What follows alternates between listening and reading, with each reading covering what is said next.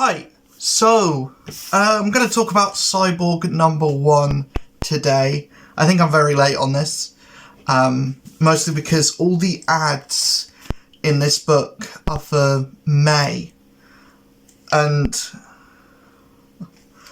it's August now. So yeah, I think I'm a bit late on this. There's probably several issues of this that I have to catch up on. But I picked this up because it was on the shelf. I saw it on the shelf, I assumed, oh, that's one of this week's new comics. It's my understanding of it now, it's not. I think the miniseries might nearly be over, or be like halfway through. But I'm going to talk about issue 1 anyway, because I read it. I have things I want to say about it. But as we go through the video, you'll probably figure out that I probably shouldn't be making a video on this issue in its singularity. I should probably wait until the miniseries is over. I'll probably wait until the miniseries is over to talk about it again and do a video about the miniseries as a whole. I'm going to do that for Hawkgirl, but I had more to say about Hawkgirl. Hawkgirl was more of a book. It had more like substance. Even though I paid the same amount of money for each, this one felt like a quicker read, and it felt like you started it and then you finished it, and then, you know, it felt like first of all, a lot of stuff happens, but it doesn't feel like anything happens. The one thing I do have to say, now that I've started reading DC a little bit more, and comparing the actual, like, comic quality, the actual, like, quality of the book, as opposed to a Marvel thing, I think Marvel's a lot cheaper with their covers, especially. First of all, that's a very nice looking cover and all, but the way that the arm is drawn, it makes it look like it's a tiny arm. I know that's probably just like perspective and like positioning and everything, but it makes the arm look really, really small. That might just be because there's no hand on it, but you know, it looks a bit small, itty bitty. But yeah, I like the cover, and I do like the interior artwork as well. They're not the same. That might off-put some people, but I think the interiors look fine. They look vibrant, they look colourful, they work for the story that's being told. There isn't... And for what story there is to the book, there isn't much there. Really. It's like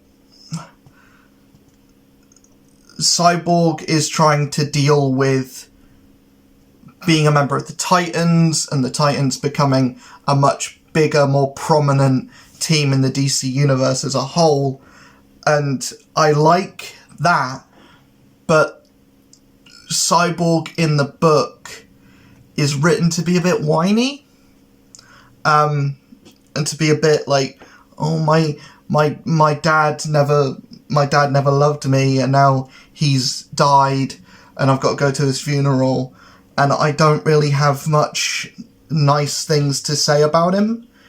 I think the speech that Cyborg gives at the funeral is okay. It's fine, but, you know, it is a lot of like, oh, I wish my daddy loved me kind of thing. And then at the end of the book, we're revealed that there's we're shown that there's a robot that goes, because Victor Stone goes to his old family home to collect some stuff to see what his room looked like, and to kind of mourn for his dad in his own weird way. And then a robot shows up at that house, and the last page reveals that robot is Silas Stone, Victor Stone's dad, Victor Stone being Cyborg, inside of a robot body, and it's like, it's a bit weird, and it's like, is that the story? There is some stuff going on in the background about shady corporations, because there's always a shady corporation in books like these, and we have like a J. Jonah Jameson analogue, like a news anchor that is really against Cyborg, especially coming back to Detroit. She thinks that it's a play for like to boost the popularity of the Teen Titans, which I guess is kind of smart. It's not actively like, I don't like him because he's a superhero and because of all the damage that he does. I think this is all kind of a I think this is all a publicity stunt kind of thing. He doesn't actually care about saving the city. He just cares about looking good for the sake of his team. That's kind of clever, and it's a clever way of doing that kind of thing, where the version of J. Jonah Jameson that's in this, first of all, a woman, first of all, young, I think makes sense, and also it's not a character that is necessarily hateful, and it's not a character that is boo the heroes, yay the villains kind of thing, where I think J. Jonah Jameson, outside of comic books, has definitely become more of a, he doesn't support Spider-Man, but he will actively put, like, J. Jonah Jameson in the PS4 video games, I think is the worst depiction of J. Jonah Jameson I think ever, because it's just Alex Jones, and that's not what Jonah is. Jonah is like a nice, caring guy that doesn't like Spider-Man because he doesn't like what he represents. He doesn't like, you know, the anonymity. He wants, he doesn't like chaos. He likes order in his justice, and then when he finds out that Spider-Man is Peter Parker, then he gets a lot more respect, and he understands a lot of the decisions that Spider-Man's made. That's not what the PS4's version of Jonah is. I think if it shows more of that character in this, then, and it flips to be what that character is, I don't even think they're going to meet by the end of the book.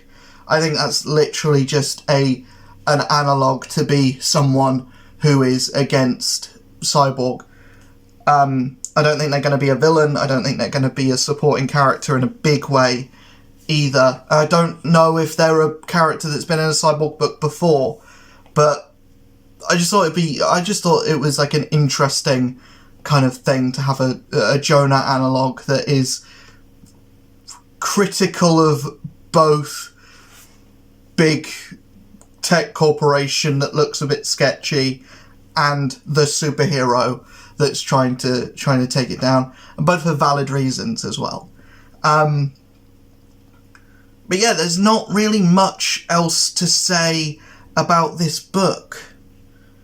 There isn't much more substance here. Obviously this is a mini-series, but I just think for the first issue of a mini-series, you have to come out swinging, because if people buy issue 1 and not the rest of it, then I feel like if this was an ongoing, and there was more time, you had like a first arc to do setup, then that's kind of, unless if the rest of the book flies at like a breakneck speed, then yeah, I don't really see this getting super interesting or I don't see this being fulfilling when we get to the end, because at the moment there is not a lot here. I still think it's okay. I think it's a good book. I still got 10 minutes of talking out of it, but I just don't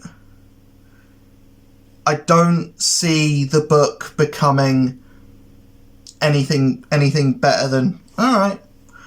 I just think it's okay, and sadly for Cyborg, who is a character that I like, it's a character that I always enjoy when he's in things, even if that thing is the Justice League movie,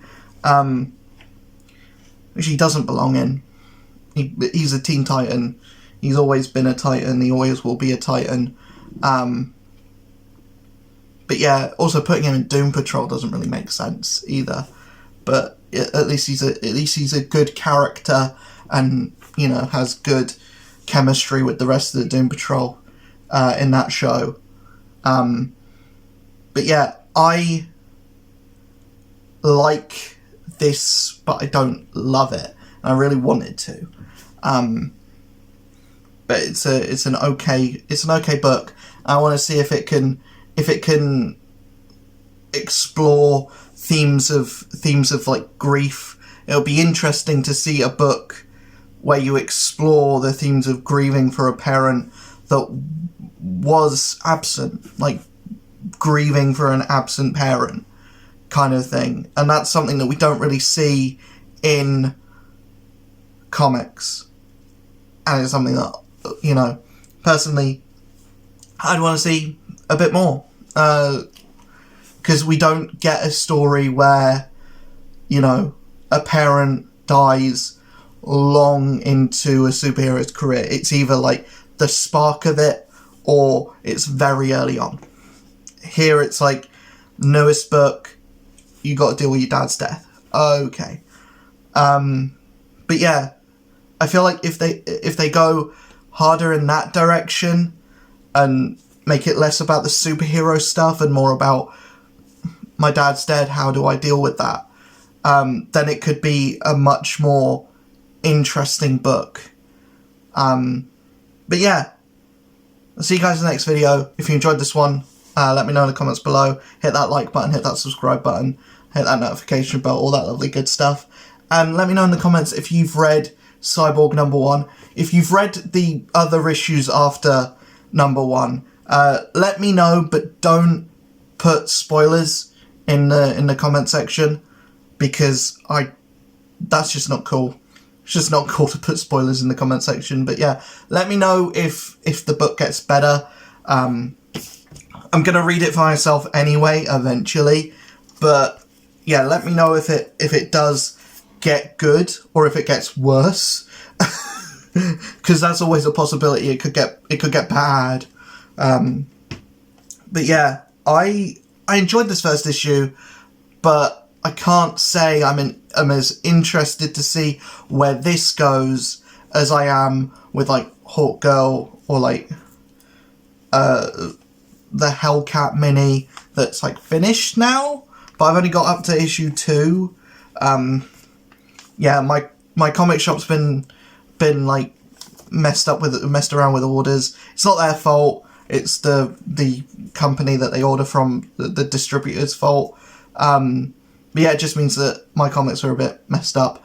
But yeah, it means that I get to do a big video when the miniseries or an arc has finished, instead of doing smaller individual videos on each book, because something like this, talking about a book like this for like one issue, it's kind of difficult to think of things to say and to run it for like 10 to 15 minutes. I've managed to do it, mainly because I can't shut up.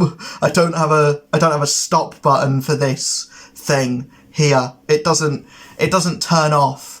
It turns off when I turn off the recording, but it doesn't turn up once I hit that button to start recording. This is like on full blast.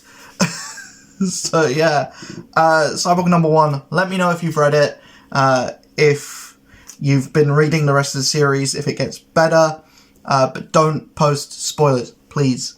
Do not post spoilers.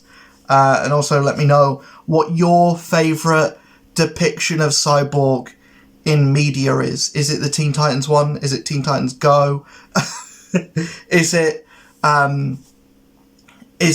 the Justice League movie one, or is it from Doom Patrol? Let me know in the comments below which version of Cyborg in either live action or cartoon is your favourite, because there's been quite a few actually. But yeah, I'll see you guys in the next video. Hopefully you enjoyed this one. Peace.